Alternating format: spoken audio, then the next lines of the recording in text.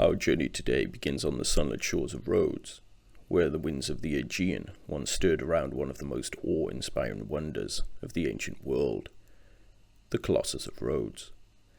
Today it is remembered as a legend, an image lost to time, its ultimate fate, a mystery.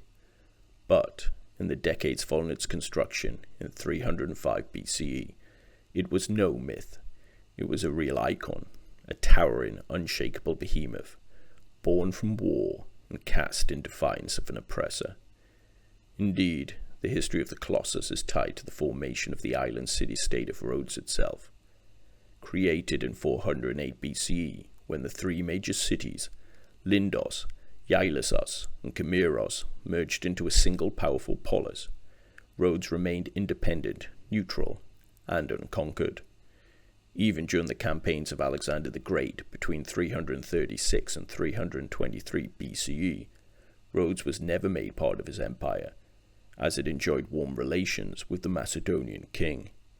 However, the power vacuum created after Alexander's death saw his successors, the Diadochi, fighting each other for control over fragments of the fallen empire. One such general, Demetrius Poliorcetes, viewed Rhodes' alliance with his rival Ptolemy of Egypt as a direct affront. He also knew that Rhodes' position at the crossroads of the eastern Mediterranean trade routes made it a prize worth claiming. Conquering it would grant naval dominance and send a message of supremacy across the region. And so, in 305 BCE, Demetrius launched one of the most ambitious sieges of the ancient world, his campaign to crush Rhodes. It is believed that Demetrius Poliorcetes arrived on the shores of Rhodes in the late spring of 305 BCE, the traditional time for launching campaigns during the Hellenistic period. The milder weather allowed for long marches, steady supply lines, and, crucially for a coastal siege, calmer seas. The Aegean's winter storms were notorious, and Demetrius needed a smooth passage, as he was transporting one of the most formidable invasion forces the ancient world had ever seen. This was no ordinary siege. Demetrius brought with him thousands of soldiers, a formidable fleet of over 300 warships, including some of the largest vessels ever constructed at that time, and remarkably, a breathtaking array of siege machinery. Indeed, contemporary chroniclers would describe the assault on Rhodes as featuring the most advanced siege technology ever assembled in the ancient world. At the center of this arsenal stood the legendary Helios, known as the Taker of Cities, a 9-story siege tower clad in iron plating with rotating artillery turrets, bristling with catapults and sporting a battering ram the size of a ship's mast. The historian Diodorus wrote, "It was the greatest siege engine ever created. It moved on iron wheels and required 3,000 men to operate it." But even this wasn't the full extent of Demetrius' ambition. He ordered the construction of a siege mole, a vast, man-made causeway stretching from ship to shore, effectively creating an artificial harbour to bring his war engines directly to the city's walls. This mole supported floating artillery platforms to barrage the city also from the sea, and Demetrius employed a spike boom, an iron-tipped barrier designed to block and trap the Rhodian fleet. The scale, precision, and ingenuity of the siege was unmatched in ancient warfare. The most advanced engineering of the time was being employed to rain death and destruction on Rhodes. And yet, despite the greatest technological siege ever seen in the ancient world assailed against them, the people of Rhodes held firm. The siege of Rhodes was not merely a clash of armies, it was a test of endurance. From the very beginning, the Rhodians understood they did not need to defeat Demetrius, they just had to outlast him. Waging the greatest siege the ancient world had ever seen came at an enormous cost, a cost that could not be paid indefinitely. Demetrius had hoped that his terrifying arsenal, monstrous siege towers, floating artillery platforms, and man-made harbour would quickly overwhelm the city, or force its surrender through fear alone. But what he hadn't counted on was the strength, unity, and ingenuity of the Rhodians. The entire city was mobilized in its defense. Masons, laborers, and slaves worked by torchlight throughout the night, repairing the damage wrought by Demetrius's war machines. Their efforts ensured the walls were never fully breached, nullifying any advances the attackers had made during the day.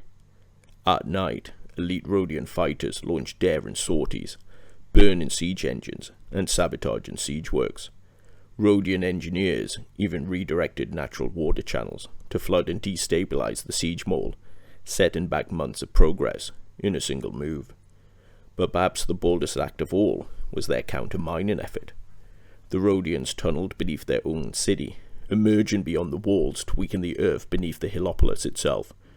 The mighty siege tower, designed to crush cities, collapsed under its own weight and was crippled before it could even reach the walls. Meanwhile, Rhodes' ally, Ptolemy of Egypt, sent vital support by sea.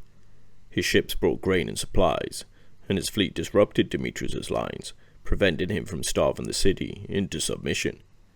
Every day that the city held out became a morale-boosting victory for the Rhodians, and a psychological blow for the besiegers. And so, just over a year into the siege, with his army exhausted and demoralized, his war machines neutralized, and Rhodes still defiant, Demetrius gave one final order. He commanded his army to withdraw. The withdrawal of Demetrius from Rhodes was more than just the end of a siege. It was a defining moment in the island's history. To the people of Rhodes, it was not only a military triumph, but a divine gift. They had survived overwhelming odds. They had endured against one of the greatest siege forces ever assembled, and they believed their endurance had been blessed by the gods. It was, without question, the most significant event in the young city's history, and they were determined it would never be forgotten. Outside their walls lay the remnants of war, shattered siege engines, discarded weapons, and abandoned equipment. These would not go to waste. The Rhodians would take the bronze and iron left behind and repurpose it. They would melt down the weapons of the enemy and cast them into something extraordinary. A monument so vast, so powerful in symbolism, that it would come to represent not only Rhodes, but human resilience itself. This was the metal from which the Colossus of Rhodes was born. It was decided that the statue would be dedicated to Helios, the sun god and divine protector of the island. Helios was central to Rhodian identity. Indeed, they attributed their victory specifically to him. The creation of the Colossus of Rhodes was therefore an act of veneration to their saviour, as it was to be a towering image of the god Helios himself. To achieve this feat, the Rhodians turned to Colossus of Lindos, a local sculptor and former student of the great Lysippos, the court sculptor of Alexander the Great. Colossus was no stranger to bronze. Prior to the Colossus, he had reportedly built massive bronze statues over 20 feet tall, including commissions for temples and sanctuaries across the Greek world. But this new project would be cast to a far more gigantic scale. The Colossus would stand approximately 33 meters tall, making it one of the tallest statues of the ancient world, much taller than the Sphinx, which was 20 meters in height. And the fact that it was to be a freestanding bronze made it a technological marvel, rightly earning its place among the 7 wonders of the ancient world. Its construction took over 12 years, completed around 292 BCE. Iron and stone were used for the core, with bronze plates carefully riveted to form the outer skin. Its assembly required not just technical skill, but extraordinary planning, as, piece by piece, workers shaped and joined hundreds of bronze segments around the reinforced core. The original location of the Colossus is the first of its many mysteries. Popular imagination, especially medieval artistic depictions, often show the Colossus straddling the entrance to the Mandrake harbour, with ships passing between its legs. But this is almost certainly a romanticized reimagining.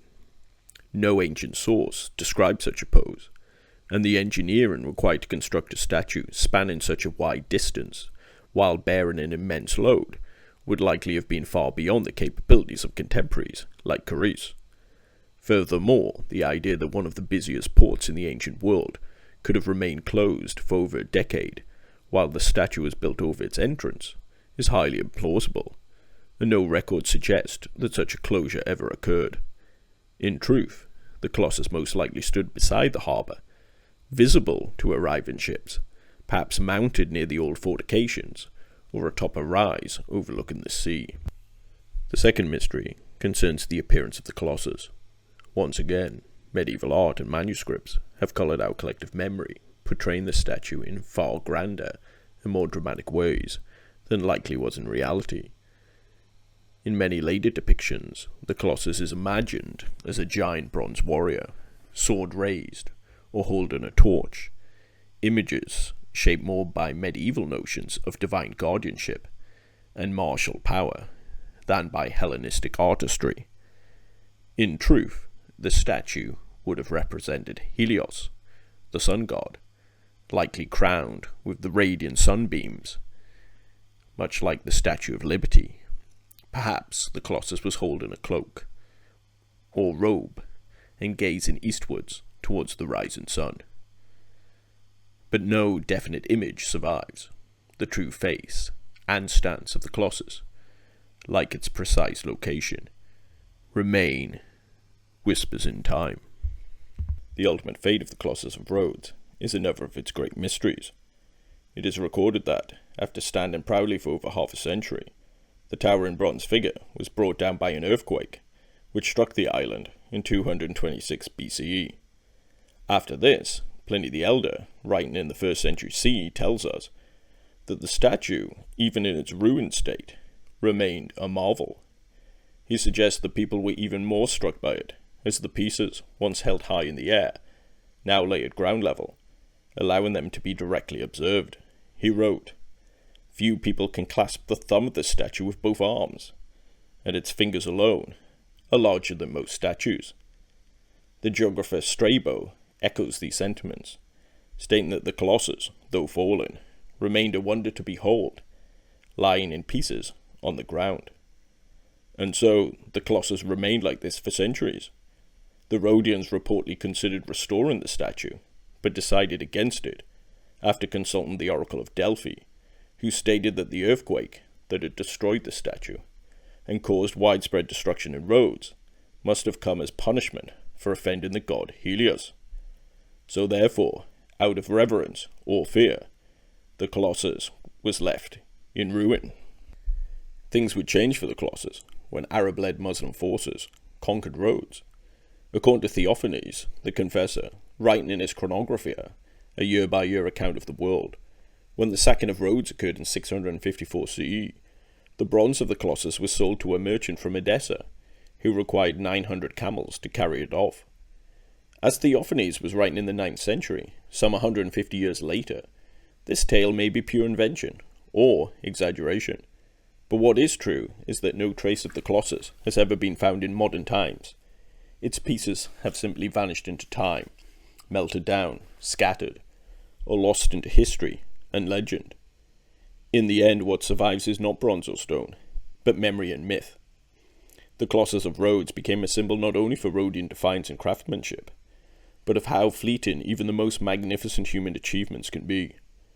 A true wonder lost, but never forgotten. What did it truly look like? Where did it stand? What became of its metal? These questions may never be fully answered.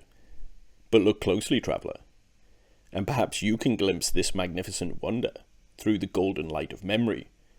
Can you see it? Perhaps. Or perhaps, like all great legends, it was just a whisper in time.